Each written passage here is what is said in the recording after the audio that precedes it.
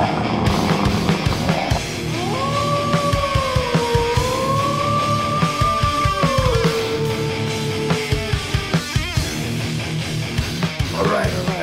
What is up? This is alertwolf here. Going to be reviewing another one of the fall series. And this one is Kotoura-San by Kotoura-San. I don't know. I'm always bad with these names. If by review 4, I'll get it right. But and this is, you know, your slice of life, almost romantic comedy, with a twist because she's an esper or a psychic. Now, you know, it's funny. I remember hearing about this show, but not remembering the name of the show. I believe in a live stream with Bankai 922. I think he mentioned the show. Pretty sure this is the one he was talking about. If I'm wrong, I'm wrong. And you know, I've been slow. I just haven't had the time, so I've been slowly checking out these new animes for the winter season. And this one is so like, I've only watched the first episode. I know two episodes are out, and by the time these two are going to be on here, I'm sure the third one will be out later today. So I'll probably do a review on that today or Friday.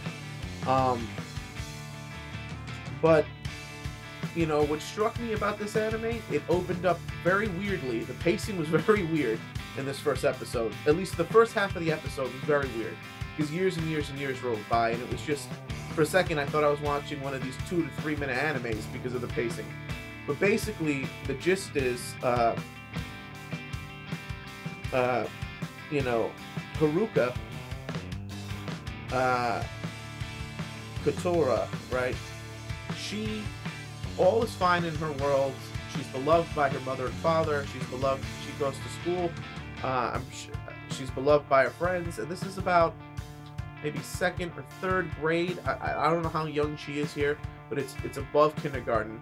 All of a sudden, she develops the ability to read people's mind, and since she has no control over it, it comes as naturally to her as, you know, talking.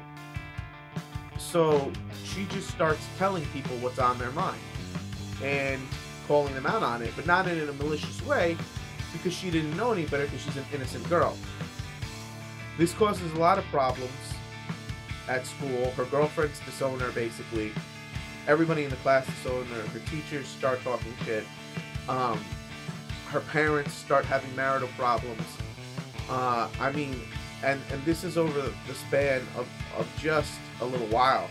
You know, it gets to the point where her family, you know, her mom takes her to all these specialists. Nobody can help. Nobody wants to do anything. And everybody calls her a liar, because nobody likes to be called out on what they're thinking.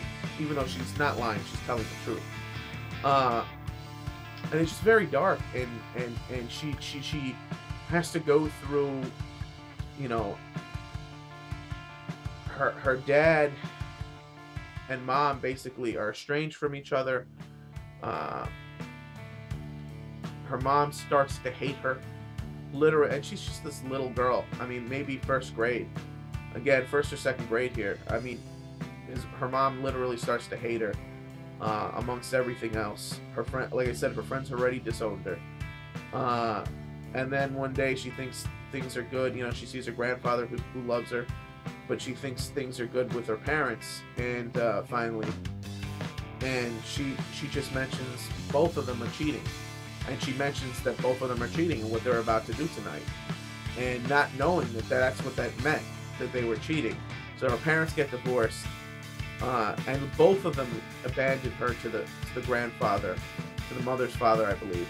And she says stuff like, you know, I wish I never gave birth to you. She, like, pushed her away. And this leads to this girl being isolated for the next few years of her life, until she reaches, I guess, high school. She isolates herself because everybody hates her.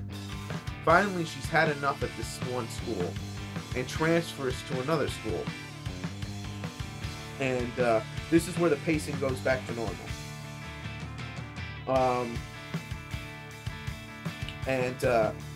You know what? This first episode, I believe, you know, it's called, and this is the name of your second guy, uh, Karota, Kotoura-San and Manabe-san. Cool. And basically, Manabe or Manabe,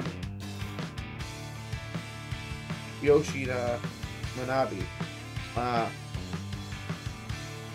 Basically, he's this guy who's basically, he has a vivid imagination. He's a little bit of a pervert. He's a lot of bit of a pervert. I like this guy, and he just says what's on his mind.